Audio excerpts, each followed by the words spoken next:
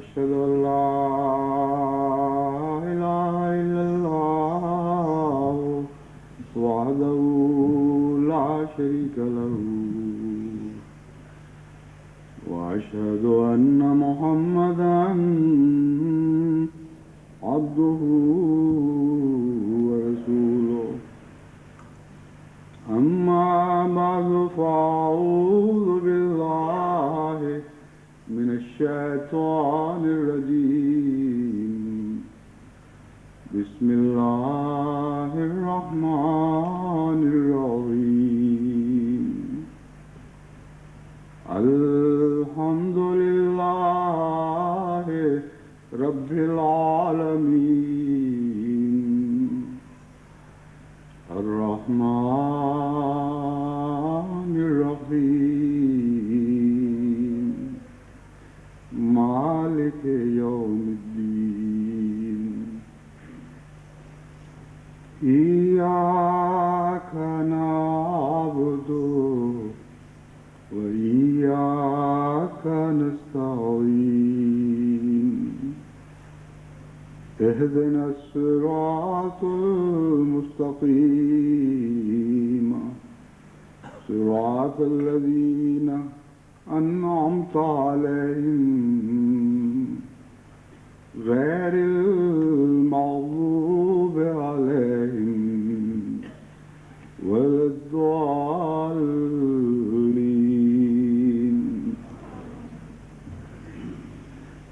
گزشتہ جمعے سے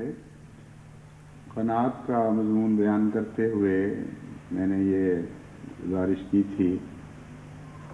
کہ قناعت کا فقدان انسان کو شرک کی طرف لے جاتا ہے.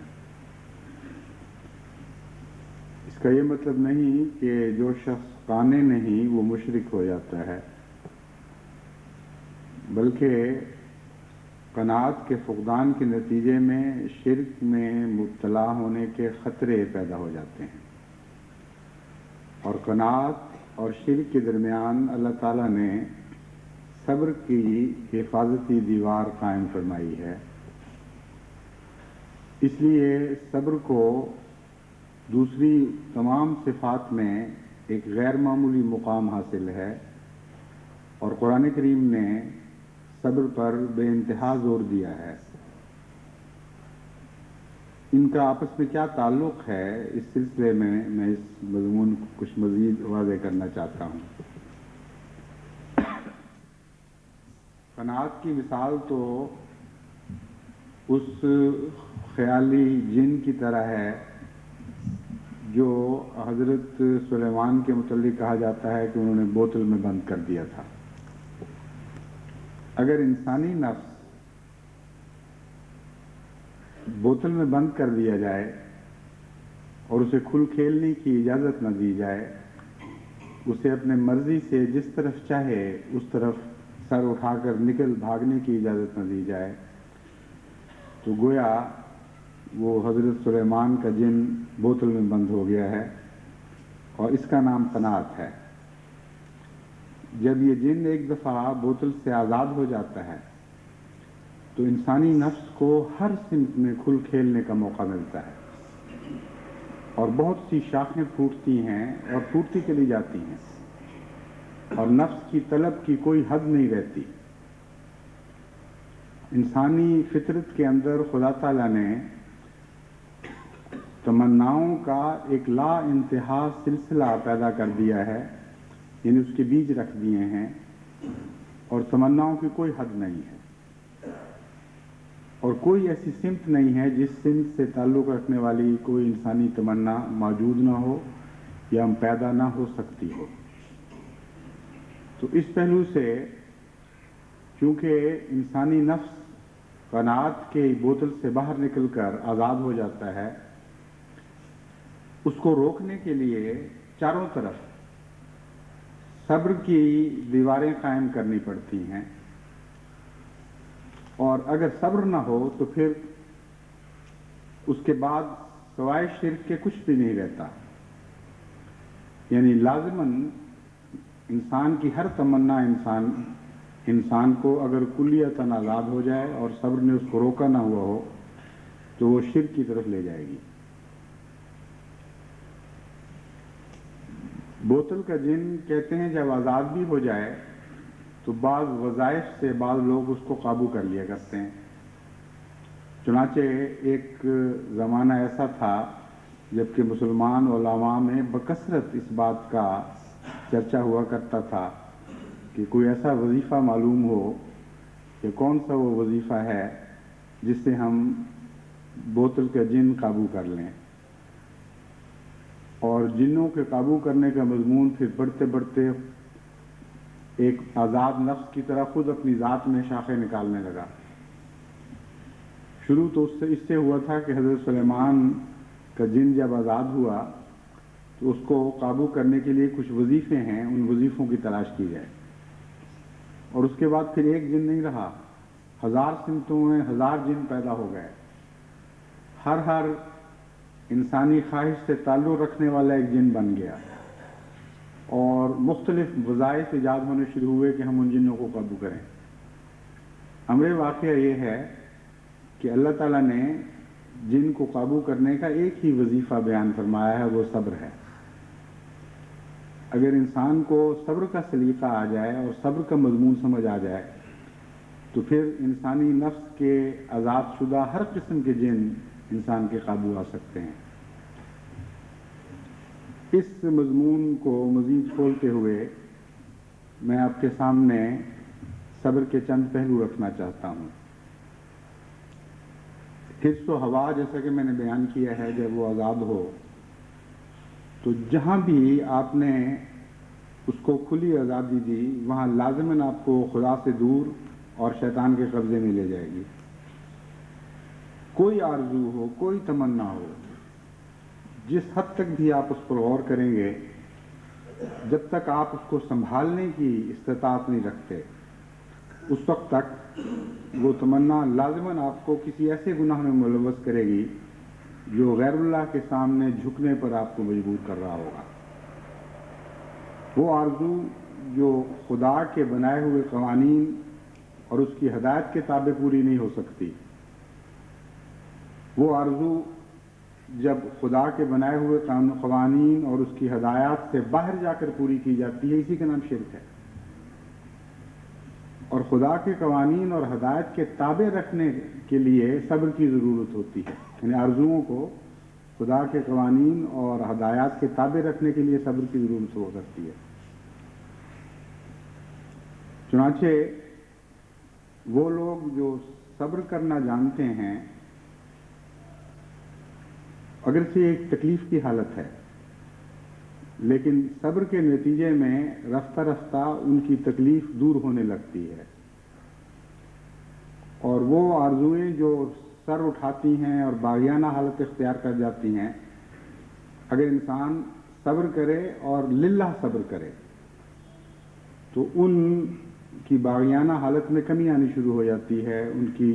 شورش اور شوخی میں کمی آنی شروع ہو جاتی ہے، اور رفتہ رفتہ انسان کو اسی حالت پر ایک چین مل جاتا ہے، ایک قسم کو سکون نصیب ہو جاتا ہے۔ بس صبر کے نتیجے میں ایک انسانی آرزوؤں کی سمت دوسرا رخ اختیار کرتی ہے، واپسی شروع کر دیتی ہے، اور صبر کا کمال انسان کو پھر قناعت تک پہنچا دیتا ہے۔ یہ وہ مضمون ہے جو انسانی زندگی کی ہر دلچسپی سے تعلق رکھتا ہے۔ انسان جس چیز کو بھی کہتے ہیں، جن خواہشات یا تمناؤں یا احساسات کا انسان مجموعہ ہے، ان خواہشات، ان تمناؤں، ان احساسات کے ہر پہلو سے یہ مضمون تعلق رکھتا ہے۔ پس صبر کی بے انتہا ضرورت ہے، اور اس دنیا میں رہتے ہوئے جہاں مادہ پرستی نے ہر طرف قیامت مچائی ہوئی ہے، جماعت احمدیہ کے لیے صبر کو اختیار کرنا بہت ہی بنیادی ضرورت کی حامل چیز ہے۔ اس کے بغیر ہم نہ اپنے نفسوں کو فتح کر سکتے ہیں، نہ دنیا کو خدا کے لیے فتح کر سکتے ہیں۔ لیکن جیسا کہ میں نے ابھی گزارش کی تھی، صبر کے ساتھ للہ کا لفظ جوڑنا ضروری ہے۔ ایک صبر ہوا کرتا ہے بغیر خدا کے، اور ایک صبر ہوا کرتا ہے خدا کے ساتھ اور خدا کی خاطر. ان دونوں صبروں میں فرق ہے. بعض جانور بھی صبر کرنا جانتے ہیں لیکن وہ کوئی روحانی صفت نہیں. چنانچہ بعض ایسے جانور ہیں جو ہائبرنیٹ ہو جاتے ہیں، یعنی سردیوں میں جب ان کو کوئی غذا میسر نہیں آتی تو وہ صبر کی اتنی غیر معمولی طاقت رکھتے ہیں کہ اپنے جسم کے اندرونی نظام کو ایک غیر شعوری طور پر یہ حکم دے دیتے ہیں، یا کچھ شعوری طور پر پہلے دیتے ہوں گے، پھر رفتہ رفتہ خدا تعالیٰ نے ان کی استطاعت کو بڑھا دیا، مگر بہرحال آخر پہ پہنچ کر یہ غیر شعوری صورت بن جاتی ہے. یعنی ان کا نفس خود ان کے اپنی ذات پر، اپنی خواہشات پر، اپنے خون کی گردش پر، اپنے دل کی دھڑکن پر پابندیاں لگا دیتا ہے کہ ٹھیک ہے تم بھی زندہ ہو لیکن حالات ایسے ہیں کہ تمہاری زندہ رہنے کی تمام صلاحیتیں اس وقت کارگر نہیں ہو سکتی. اس لیے خود اپنی خاطر اپنے اوپر صبر کے پہرے بٹھاؤ اور ہر خواہش کو کم کر دو، ہر زندگی کی علامت کو کم کر دو. چنانچہ اس کا نام سائنسی اصطلاح میں ہائبرنیشن ہے. ریچھ ہائبرنیٹ کرتے ہیں اور بہت سے جانور ہیں جو ہائبرنیٹ کرتے ہیں. اور شدید سردی کے موسم میں جبکہ -60 تک بعض علاقوں میں درجہ حرارت گر جاتا ہے اور کچھ کھانے کو بھی نہیں مل رہا ہوتا، برفوں کے اندر دبے ہوئے ریچھ اپنے اوپر صبر کے پہرے ڈال دیتے ہیں. بعض اژدہا بھی ہائبرنیٹ کرتے ہیں اور بعض مینڈک وغیرہ بھی ہائبرنیٹ کرتے ہیں. بس صبر کی انتہائی شکل ہائبرنیشن ہے، اور ہائبرنیشن کے نتیجے میں خدا تعالیٰ نے یہ قانون جاری کیا ہوا ہے کہ آپ کی تمناؤں کو اور آرزوؤں کو سکون آنا شروع ہوتا ہے، ان کی بے قراری میں کمی آ جاتی ہے. چنانچہ جب بھوک کی میں کمی آتی ہے تو وہ گلینڈز جو تیزاب پیدا کرتے ہیں اور بھوک بھڑکاتے ہیں ان کی حرکت میں بھی کمی آنی شروع ہو جاتی ہے. دل کی دھڑکن بھی کم ہونے لگتی ہے، خون کی گردش بھی کم ہونے لگتی ہے. یہاں تک کہ زندہ رہنے کے لیے ایسے جانوروں کو جتنی حرارت کی ضرورت ہے وہ اتنی کم ہو جاتی ہے کہ ایک دن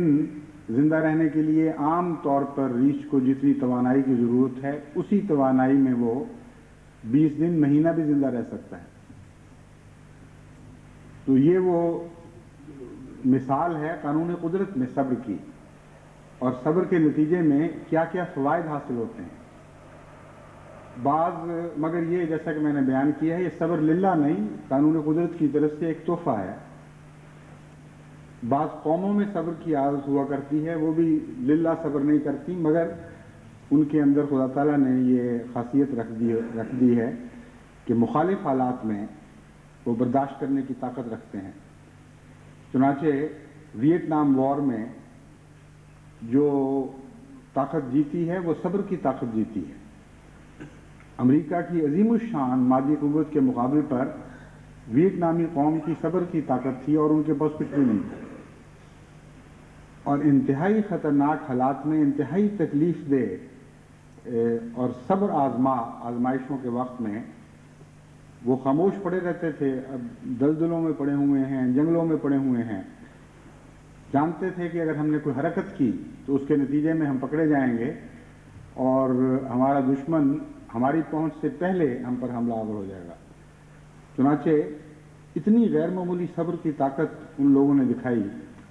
کہ بالآخر امریکہ جیسی عظیم قوت کو بھی اس کے مقابلے پر شکست تسلیم کرنی پڑی. عام طور پر جو انسان جن حالات میں بہت پہلے واویلا شروع کر دیتا ہے اور اس کی برداشت کی طاقتیں ٹوٹ جاتی ہیں، ان عام حالات سے کہیں بڑھ کر ویتنامی قوم نے امریکنوں کے مقابلے پر صبر دکھایا ہے. تو لائی لو جس کو انگریزی میں کہتے ہیں، بعض ایسے وقت آتے ہیں جہاں آپ کو اپنے نفس کو بھلا کر، اپنی خواہشوں کو بھلا کر خاموش بیٹھنا پڑتا ہے۔ یہ بھی ایک قسم کی ہائبرنیشن کی قسم ہے، ہائبرنیشن ہے جس کا اطلاق انسانی زندگی پر بھی ہوتا ہے، یعنی صرف حیوانی زندگی پر نہیں۔ تو جن قوموں کو صبر کی یہ طاقت نصیب ہو کہ اگر مخالفانہ حالات ہیں تو کوئی حرج نہیں، وقت بدلے گا، جب تک وقت نہ بدلے جس طرح بھی ہے ہم اس پہ گزارا کریں گے،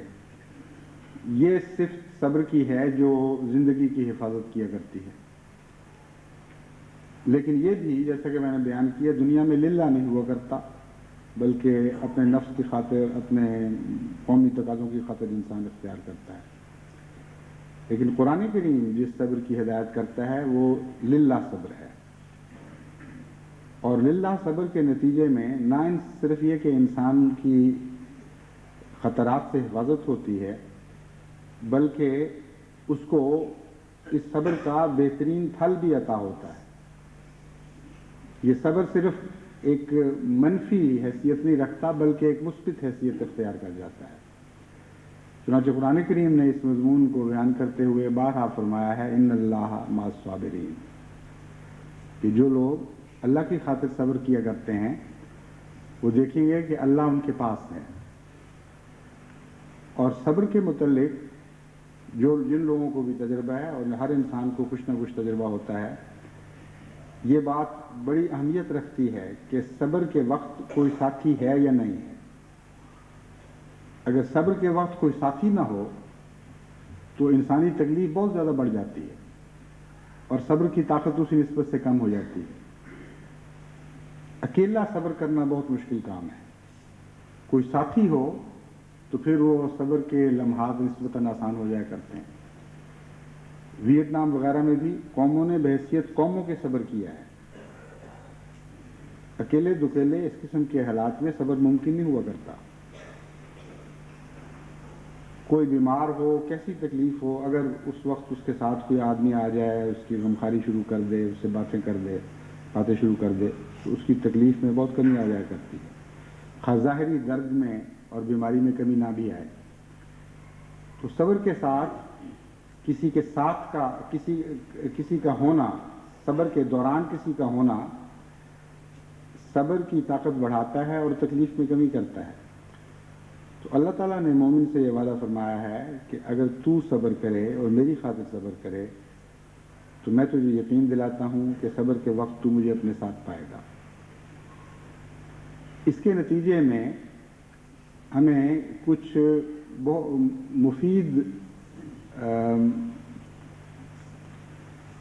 ایسے مفید راز ملتے ہیں جس سے ہم اپنی زندگی کو بہتر بنا سکتے ہیں۔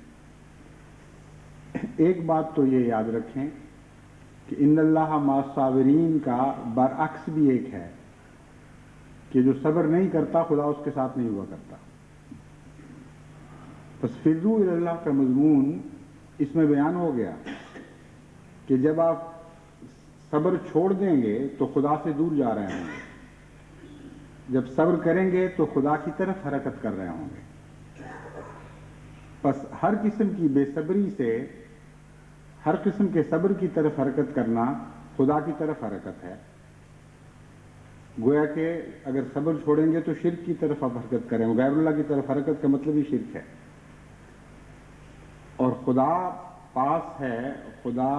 قریب ہے، اس کے کیا معنی ہیں؟ ان اللہ مع الصابرین کا مطلب یہ ہے کہ اللہ تعالیٰ آپ کے نہ صرف یہ کہ آپ کے مشکل وقت کو آسان فرما رہا ہے، آپ کے قریب ہے، بلکہ اس کا مطلب یہ ہے کہ اللہ تعالیٰ آپ کو اس کی غیر معمولی جزا بھی عطا فرمائے گا، آپ کی حفاظت فرمائے گا۔ اگر خدا ساتھ ہے تو وہ قوتیں جن کی تکلیف سے آپ صبر کرنے پر مجبور ہوئے ہیں، ان اللہ مع الصابرین میں یہ وعدہ دیا گیا ہے کہ ان قوتوں پر آپ کو غلبہ عطا ہوگا اور آپ کو فتح نصیب ہوگی۔ بس صبر للہ صبر میں اور بغیر خدا کے صبر میں زمین آسمان کا فرق ہے۔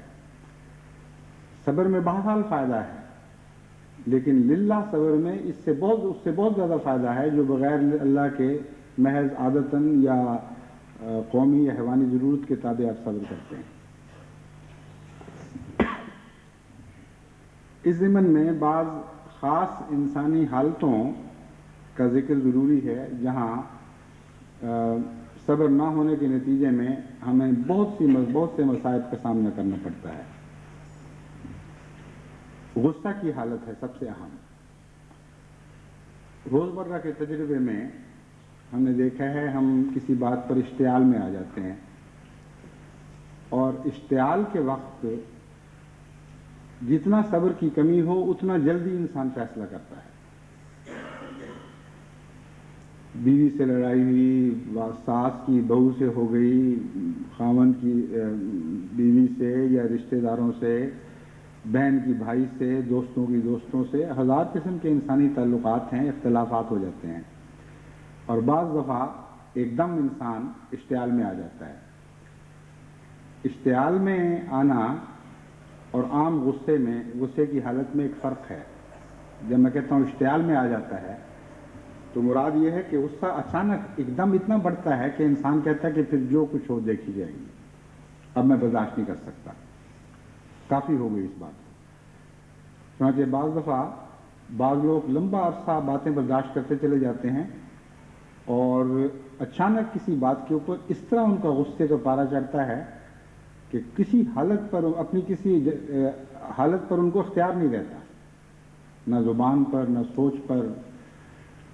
نہ کسی اور انسانی جذبے پر،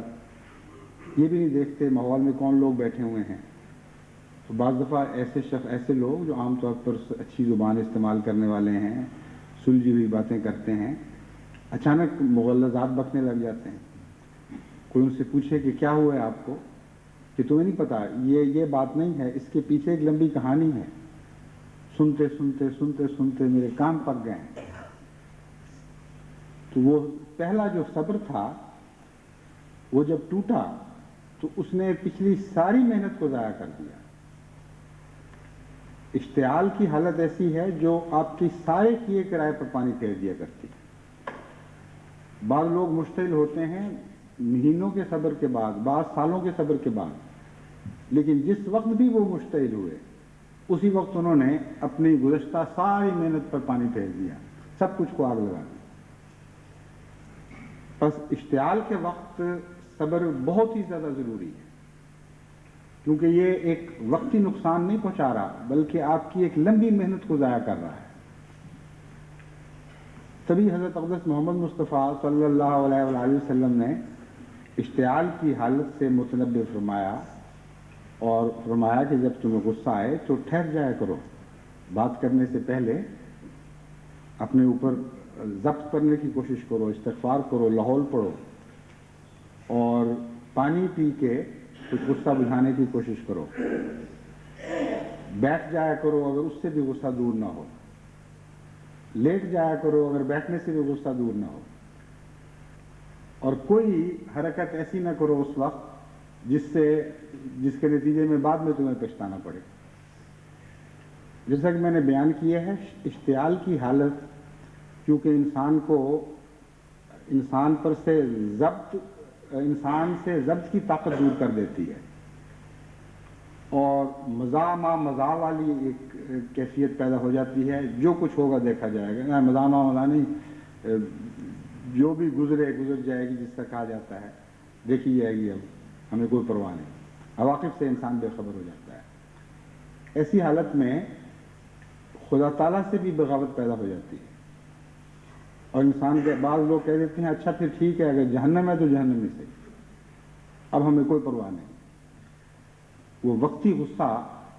بعض دفعہ ایسے خوفناک نتائج پیدا کرتا ہے کہ ساری عمر انسان اس کے اوپر استغفار کرے تب بھی اس گناہ کا داغ نہیں دھلتا۔ پاکستان میں کئی ایسے واقعات ہوتے رہتے ہیں۔ ایک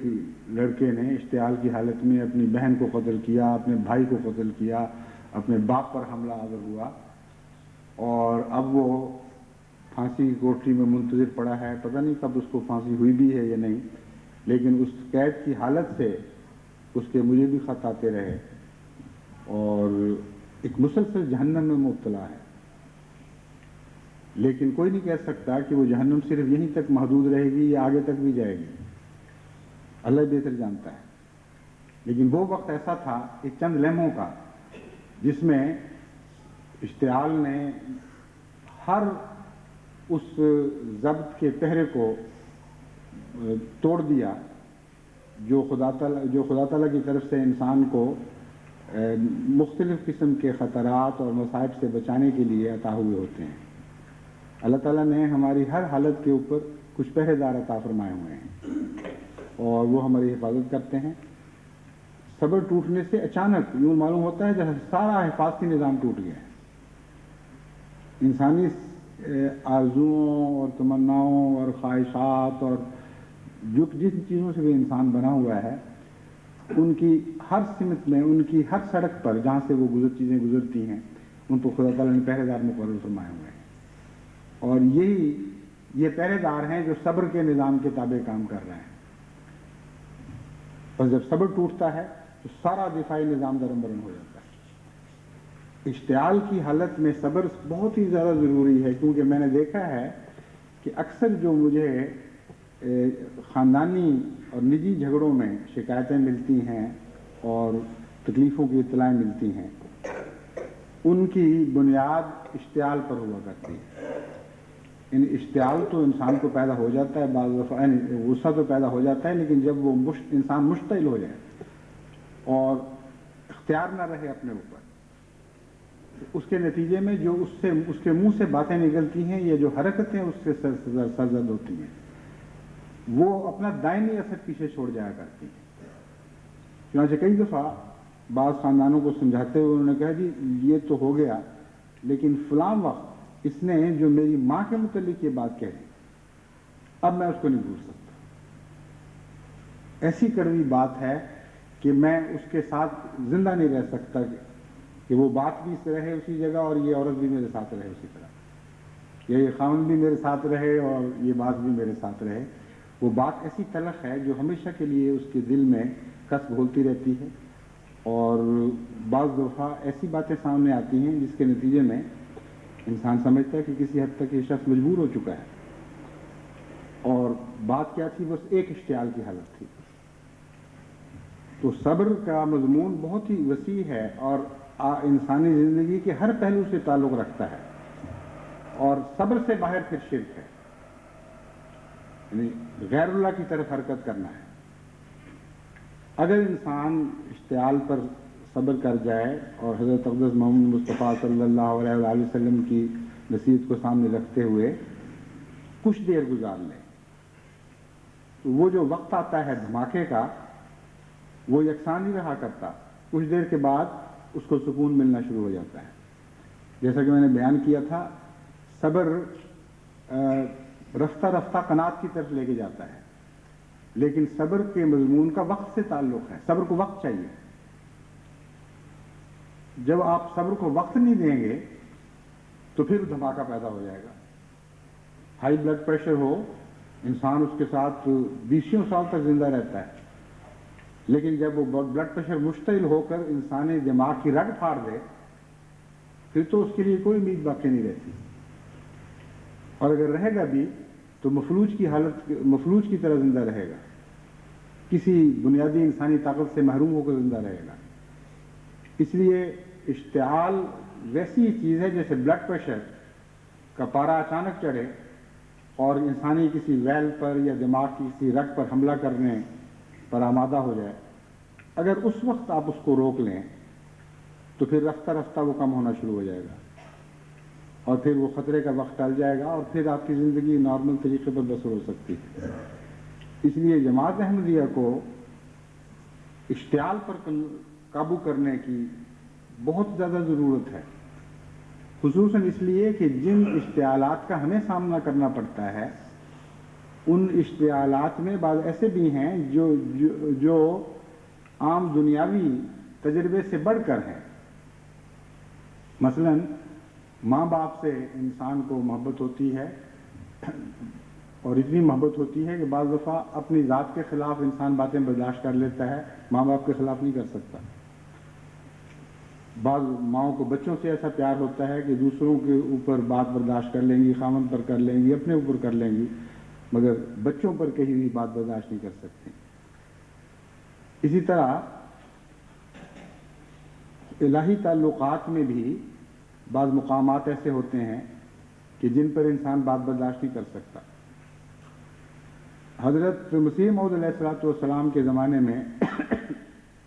ایک مرتبہ ایک گستاخ شخص حضرت مسیح موعود علیہ السلام کے پاس حاضر ہوا اور نہایت بدتمیزی کی باتیں شروع کیں۔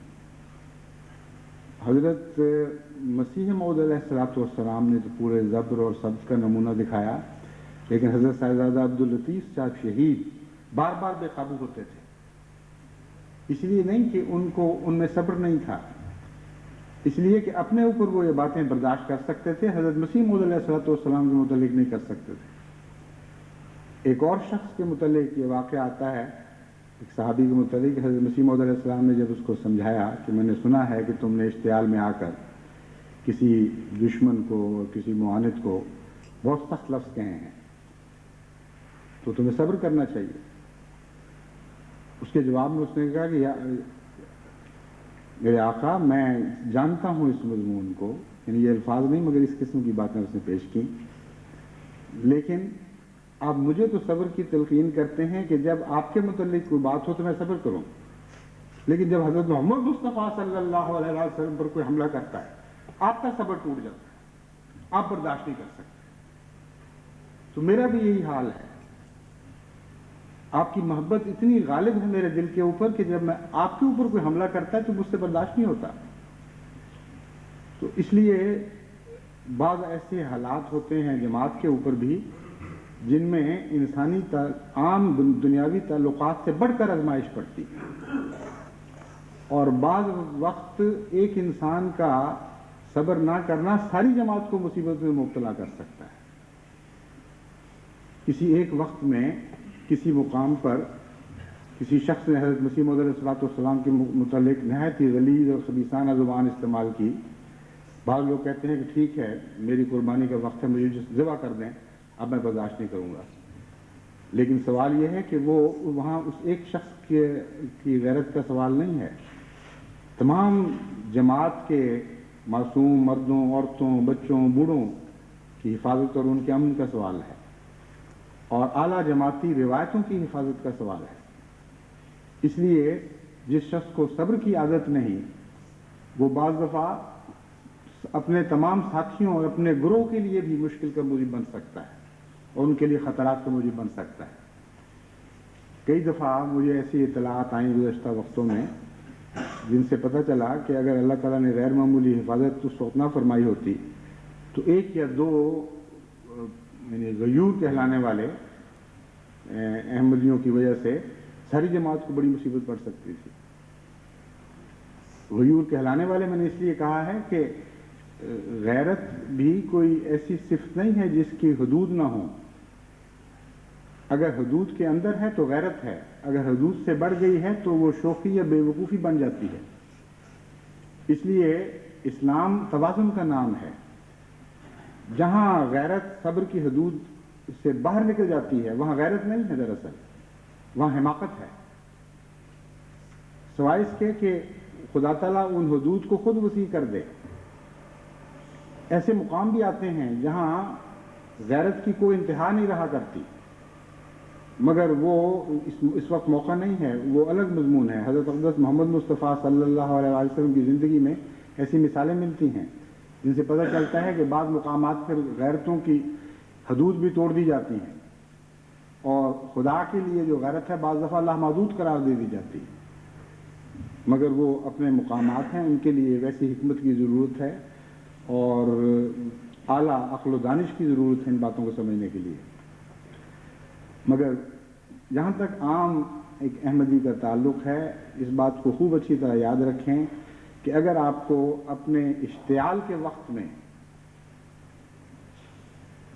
اپنے جذبات پر قابو کرنے کا سلیقہ نہیں، اگر اس وقت آپ کو صبر نہیں آتا تو آپ اپنے ذات کے لیے بھی خطرہ ہیں، اپنے گھر کے لیے بھی خطرہ ہیں، اپنے معاشرے کے لیے خطرہ ہیں، اور بعض صورتوں میں ساری جماعت کے لیے بھی آپ خطرہ بن سکتے ہیں۔ چھوٹی چھوٹی باتوں میں تو میں کرنا تو عام ہمارے گھروں میں اب دستور بن گیا ہے، اور جہاں یہ دستور زیادہ ہو جاتا ہے وہاں پھر یہ بات بڑھتے بڑھتے بد کلامی کی عام عادت مستقل بدخلقی میں تبدیل ہو جاتی ہے، پھر گھروں میں تو میں، پھر گلیوں میں تو میں بن جاتی ہے، سارا معاشرہ دکھنے لگتا ہے اس قسم کی بیہودہ حرکتوں سے۔ تو روزمرہ کی وقت اشتعال کی حالت سے پہلے کی جو حالت ہے اس میں اگر آپ صبر نہیں سیکھیں گے تو آپ اشتعال سے بھی نہیں بچ سکیں گے۔ روزمرہ چھوٹے چھوٹے غصوں کے وقت اپنی حفاظت کی ضرورت ہے، کیونکہ یہ نہیں ہو سکتا کہ آپ ہر روز کے عام غصوں سے تو اپنی حفاظت نہ کر سکیں اور مشتعل حالت میں آپ اپنی حفاظت کر سکیں۔ ہر چیز کے لیے ایکسرسائز کی ضرورت ہوتی ہے، ورزش کی، کثرت کی ضرورت پڑا کرتی ہے۔ یہ جو معرفتیں ہیں یہ اچانک حاصل نہیں ہوا کرتی۔ روحانی ترقیاں کوئی ایسی چیز نہیں ہے کہ اچانک آپ کو ایک دن میں روحانی ترقیات نصیب ہو جائے۔ جسمانی ترقیات کیوں نہیں نصیب ہو جاتی ہیں ایک دن میں؟ یہ دنیا کھیل نہیں ہے۔ قانون قدرت ایک بہت وسیع ایک نظام ہے جس کے تابع رہ کر ترقی ملا کرتی ہے، محنت کرنی پڑتی ہے، لمبے سفر کرنے پڑتے ہیں، وقت کی قیمت کا لحاظ رکھنا پڑتا ہے۔ اس لیے جب میں آپ کو کہتا ہوں کہ اشتعال پر قابو کریں تو ہرگز یہ وہم خیال نہ کریں کہ آپ نے میری بات سن لی، آپ کے دل پر اثر ہو گیا اور اب آج کے بعد آپ مشتعل نہیں ہو سکتے۔ اگر اب اپنے گھروں میں جا کر آپ مشتعل ہو جاتے ہیں، اگر اپنی دوستوں کی مجلس میں آپ مشتعل نہ صحیح یعنی عام غصے کے آثار ظاہر کرتے ہیں اور غصے کے وقت فوری بدلہ لینے کی کوشش کرتے ہیں، زبان کے چرکے لگا کر یا دل میں کینہ رکھ کر یہ فیصلہ کر کے کہ میں اس شخص کو بعد میں کوئی سبق سکھاؤں گا، تو اس کا مطلب یہ ہے کہ آپ کبھی بھی کسی حالت میں بھی اشتعال کے خطروں سے بچ نہیں سکیں گے۔ یہ وہ چھوٹے چھوٹے روزمرہ کے تجربے ہیں جن میں آپ کو ورزش کرنی پڑے گی اور کانشیس رہنا پڑے گا، باخبر رہنا پڑے گا اپنے حالات پر۔ روزمرہ دیکھنا ہوگا کہ اب مجھے اس ناراضگی پر میں نے کیا رد عمل دکھایا، اس ناراضگی پر میں نے کیا رد عمل دکھایا، پھر خود اپنی تربیت کرنی ہوگی اور گزشتہ دنوں کے مقابلے پر حال سے مقابلہ کرنا ہوگا۔ آئندہ زمانوں میں پھر اس بات پر نظر رکھنی ہوگی۔ رفتہ رفتہ طریقے آپ کو خدا تعالیٰ خود سلیقہ عطا کر دے گا۔ بچوں کو آپ دیکھیں جن کو خیال ہو اپنا جسم کمانے کا، وہ ورزشیں شروع کرتے ہیں، پھر رفتہ رفتہ ان کو پتہ چلتا ہے کہ کس جسم کے حصے میں خاص کمزوری تھی، کون سی نئی ورزش کی ضرورت ہے، اور یہ سلسلہ جاری رہتا ہے یہاں تک کہ انسان ترقی کرتے کرتے اس مقام تک پہنچتا ہے جہاں تک اس کا پہنچنا اس کی اپنے جسم کا معراج ہے۔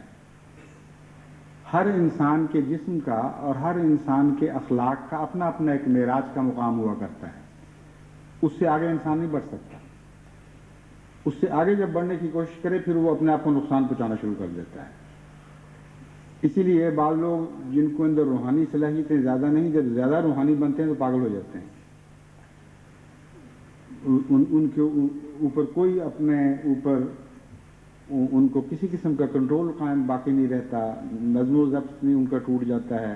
بعض لوگ وظیفے کرتے کرتے بالکل دماغ حواس کھو بیٹھتے ہیں، اور ایسی اطلاعیں مجھے ملتی رہتی ہیں بیچارے کہ فلاں آدمی بیچارہ بہت نیک تھا اور نیکی میں پاگل ہو گیا۔ دراصل استطاعت سے باہر جانے کی اس نے کوشش کی تھی، اس لیے اس نے اپنا دماغی توازن کھویا ہے، نیکی کے نتیجے میں نہیں، کیونکہ نیکی کی تعریف میں یہ داخل ہے کہ توازن اختیار کرو، اور اسلام ہے ہی دین وسطی، یعنی دین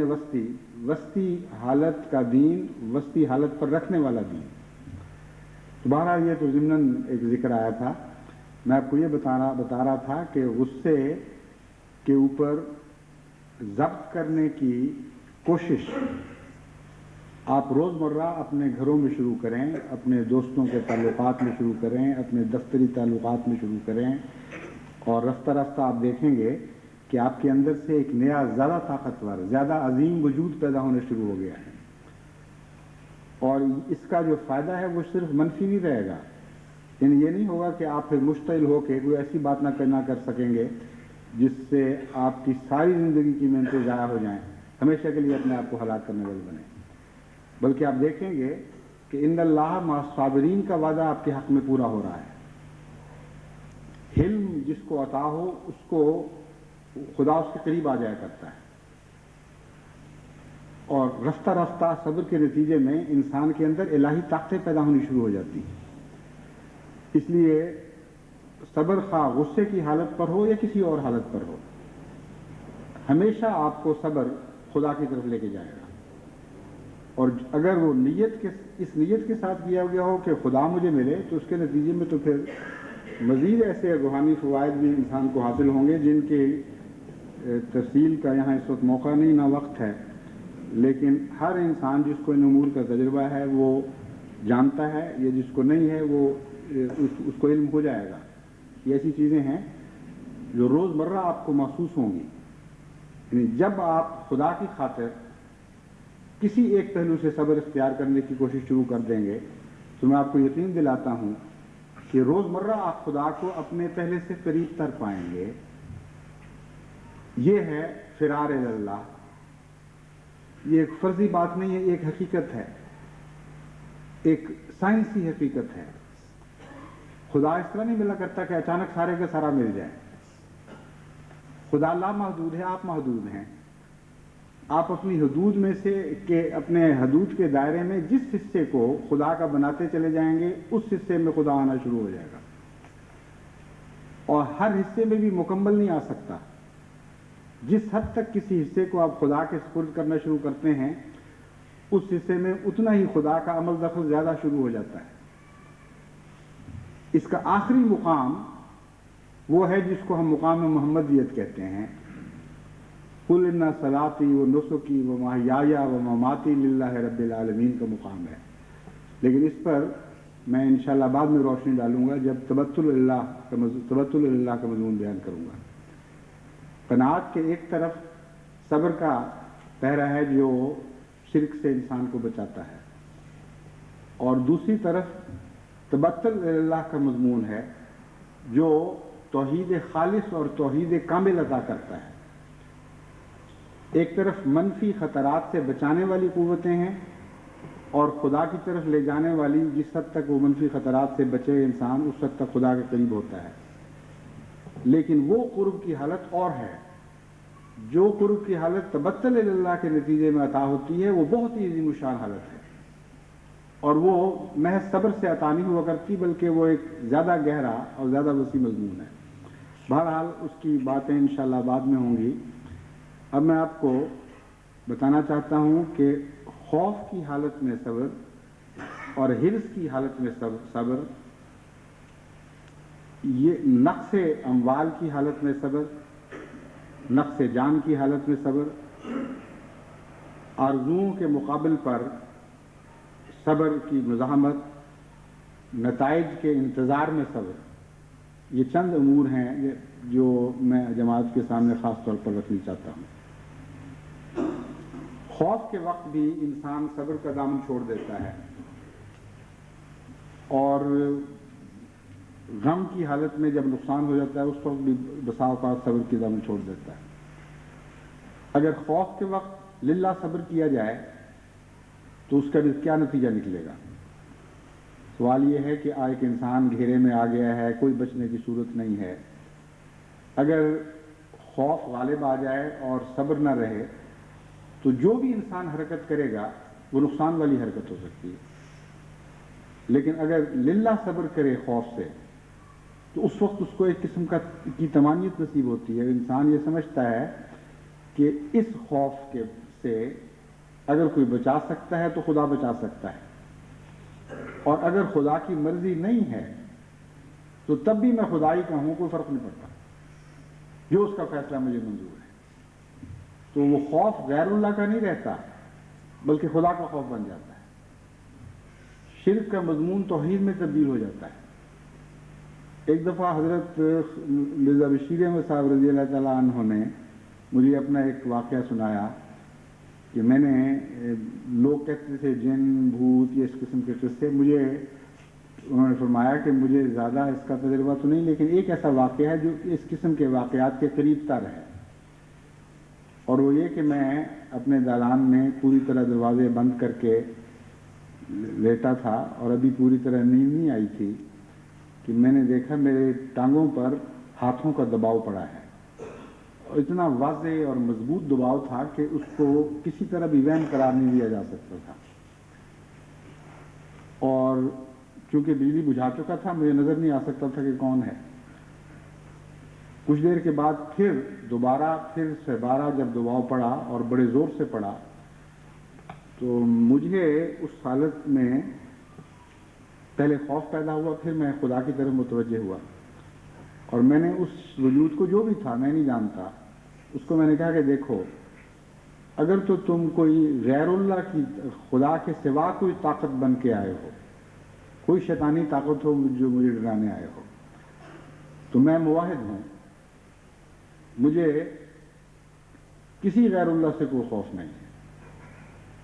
اگر خدا نے مجھے تم سے بچانا ہے تو بچائے گا، نہیں بچائے گا تب بھی میں اس کی رضا پہ راضی ہوں، مجھے تمہاری کوئی پرواہ نہیں،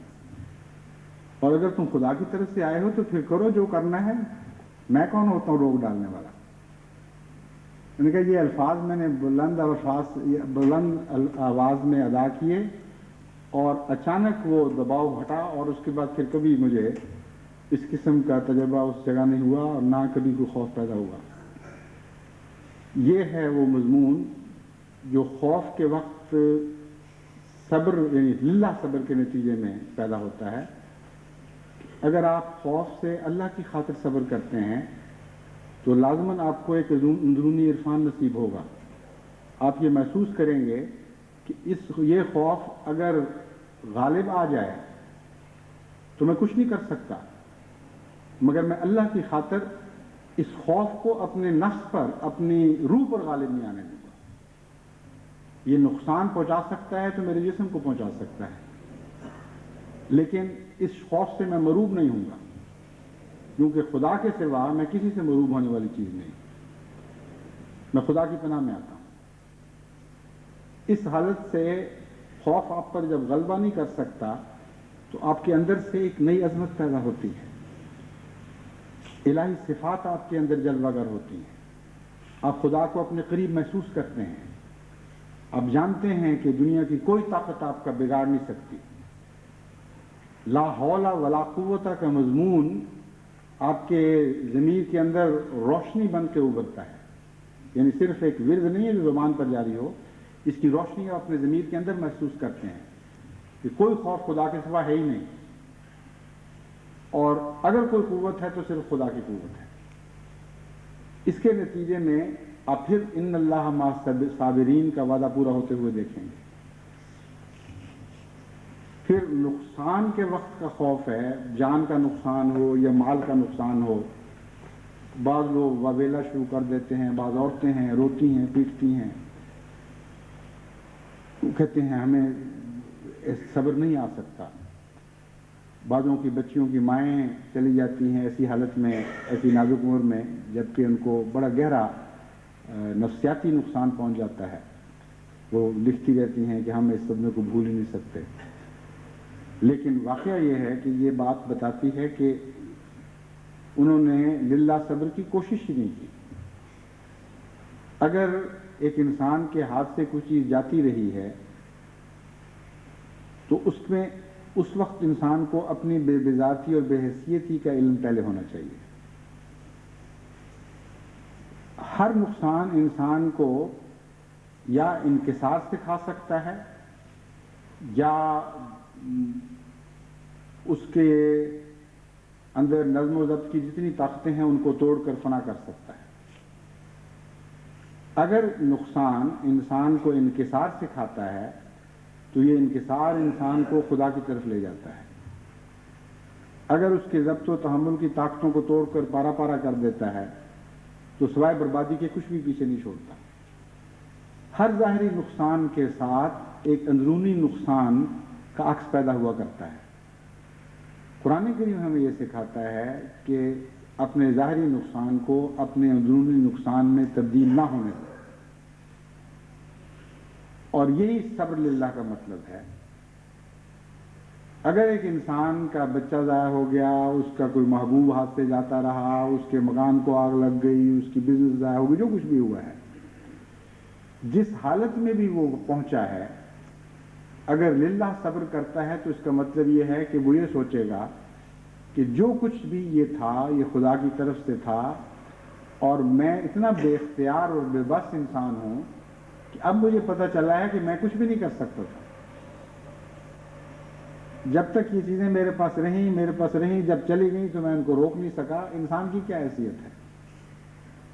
یہ چیز اس کو انکساری سکھائے گی، اور انکساری اسے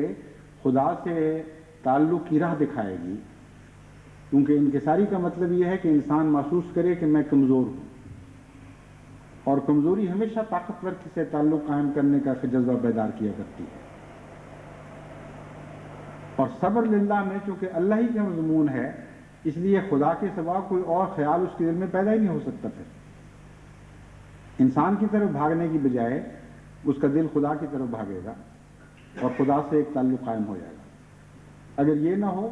تو پھر پیٹتا رہے، جو مرضی کرتا رہے، ساری زندگی اس کی عذاب میں گزرے گی۔ بعض عورتیں پاگل ہو جاتی ہیں صدموں کے ساتھ، گلیوں میں دیوانہ وار پھرتی رہتی ہیں، بعض لوگ سوسائٹی سے اپنے تعلقات توڑ دیتے ہیں، بعض خدا کے خلاف باتیں شروع کر دیتے ہیں کہ وہ کیسا خدا ہے جس نے یہ مصیبت ہم پر ڈال دی، اس کو ہمارے احساس کا کوئی خیال نہیں آیا۔ تو جب صبر ٹوٹتا ہے تو توحید ٹوٹ جاتی ہے، خدا سے تعلق ٹوٹ جاتا ہے۔ ہر قسم کے نقصانات کے لیے انسان اپنے وجود کو کھلا چھوڑ دیتا ہے۔ اس لیے فروا الی اللہ کا مطلب یہ ہے ہر وقت، ہر نقصان کے وقت، ہر خطرے کے وقت خدا کی طرف دوڑنے کی عادت ڈالو۔ اگر تم خدا کی طرف دوڑنے کی عادت ڈالو گے تو تمہیں اس کے نتیجے میں جو صبر نصیب ہوگا وہی ہے جو تمہاری حفاظت کرے گا، اور اگر نہیں کرو گے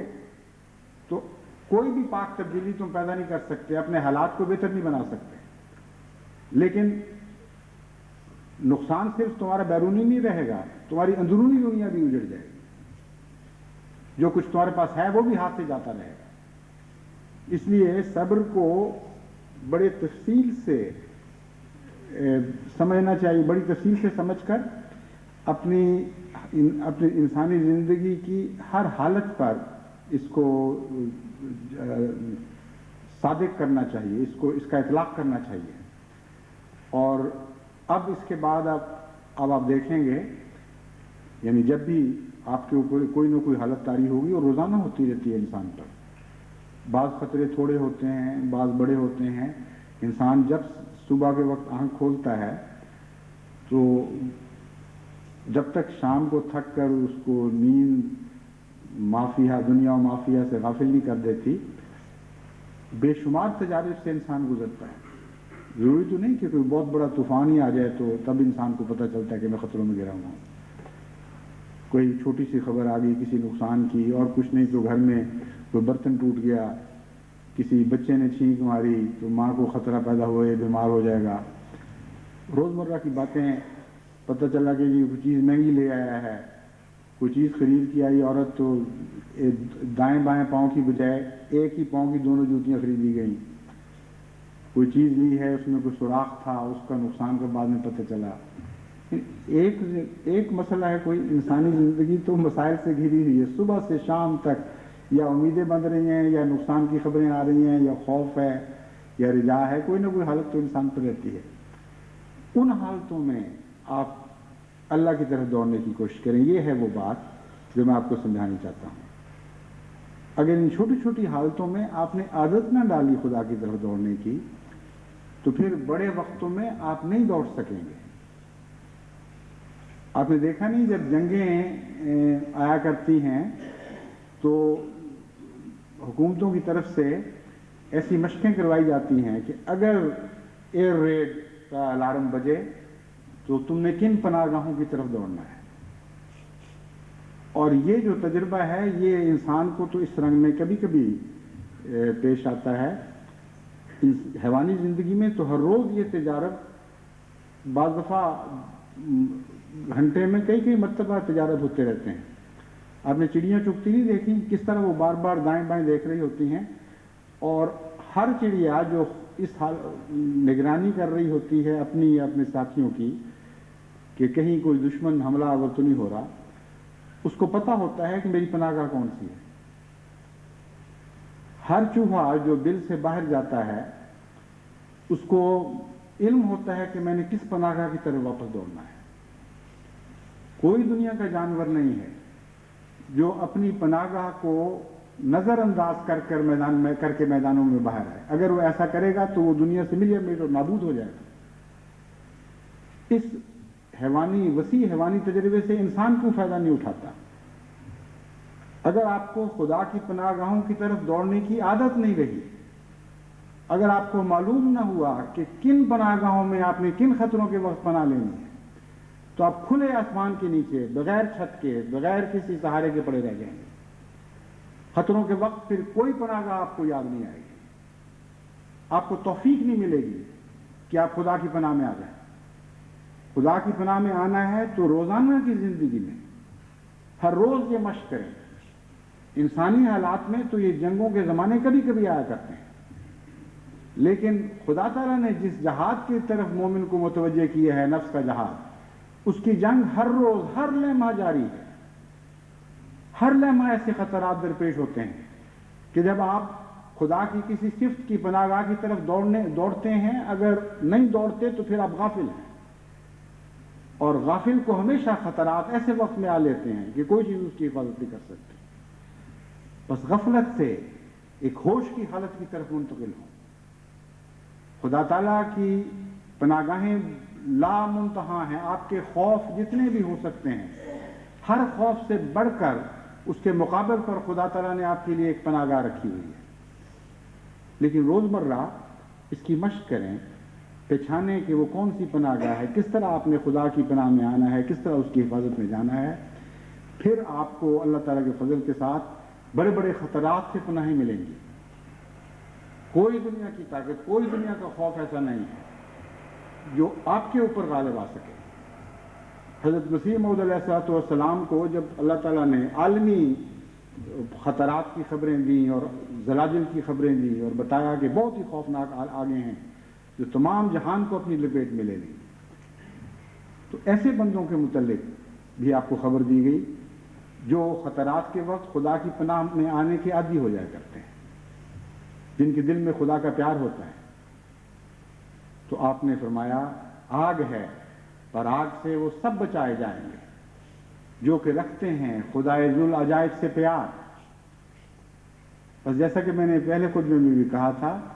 خدا سے پیار کے نتیجے میں خدا کی طرف دوڑنے کی عادت ڈالیں, یہی آپ کی پناہ گاہیں ہیں.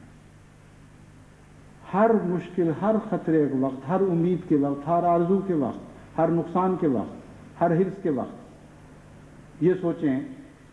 کہ میں اس حالت میں اپنے خدا کو کیسے پا سکتا ہوں. یہ ہے وہ شعوری طور پر پناہ گاہ ڈھونڈنا. اور آپ حیران ہوں گے کہ کوئی انسانی حالت ایسی نہیں ہے جو انسان کو خدا کی طرف نہ لے جائے, یعنی لے جانے کی صلاحیت نہ رکھتی. ہر انسانی تجربہ دو راہیں رکھتا ہے, یا خدا سے دور لے جانے کی راہ یا خدا کی طرف جانے کی راہ. اور ہر روز انسان اپنے خدا کی طرف بڑھنے کی صلاحیت رکھتا ہے, اس کو مواقع عطا کیے جاتے ہیں, لیکن ہم میں سے اکثر بدنصیبی سے ان مواقع کو کھوتے چلے جاتے ہیں. بس جماعت کو فروا الی اللہ کے مضمون کی طرف توجہ کرنی چاہیے, اور جیسا کہ میں نے بیان کیا ہے, قناعت سے یہ مضمون نصیب ہوتا ہے, اور قناعت کے نتیجے میں پھر اور عظیم الشان ترقیات عطا ہوتی ہیں. اگر قناعت نہیں تو پھر صبر کی عادت ڈالیں, اور اگر صبر نہیں ہے تو پھر خدا واحد کے ساتھ آپ کا کوئی تعلق قائم نہیں رہے گا, کیونکہ بے صبری لازماً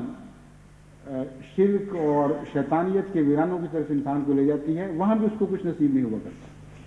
اس لیے بے صبری در حقیقت نامرادی کی طرف لے کے جاتی ہے. سب کچھ کھو دینے کا نام بے صبری ہے, اور جو خدا نہیں دیتا وہ غیر کوئی دے نہیں سکتا کبھی. دھوکہ ہے، صرف سراب ہے. جب انسان اس سراب کی پیروی کرتا ہے تو وہاں خدا کو پاتا ہے کہ وہ اس کا حساب دے، اس کے سوا اس کو کچھ نصیب نہیں ہو کرتا.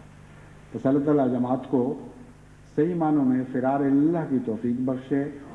اس جماعت کو کہ ہر فرد کو قناعت عطا فرمائے اور صبر کی فصیلیں اس کی قناعت کی، اس کی خواہشات کی چاروں طرف سے حفاظت کر رہی ہوں. ہمیشہ وہ خدا کی پناہ میں رہے اور خدا کی پناہ میں دوڑنے کی عادت ڈالے. یہ ایسے آپ بن جائیں، اس حالت میں آپ اگلی صدی میں داخل ہوں تو میں آپ کو یقین دلاتا ہوں کہ خدا کی قسم آپ خدا کی پناہ گاہیں بن جائیں. تمام زمانہ خدا کو ڈھونڈنے کے لیے آپ کی طرف دوڑے گا اور آپ کی پناہ گاہیں دنیا کو ہر قسم کے شرعی خطرات سے نجات بخشیں گی. خدا کرے کہ ایسا ہی ہو. خدا کرے کہ اگلی صدی خدا کی صدی ہو اور خدا کی پناہ گاہوں کی صدی.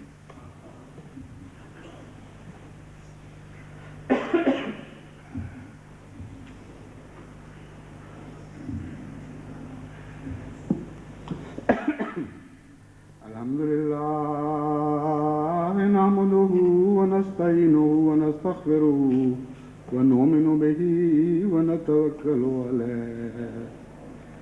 ونعوذ باللہ من شرور انفسنا ومن سیئات اعمالنا من یہدہ اللہ فلا مضل لہ ومن یضلل فلا هادي له ونشهد أن لا إله إلا الله وحده لا شريك له ونشهد أن محمدا عبده ورسوله.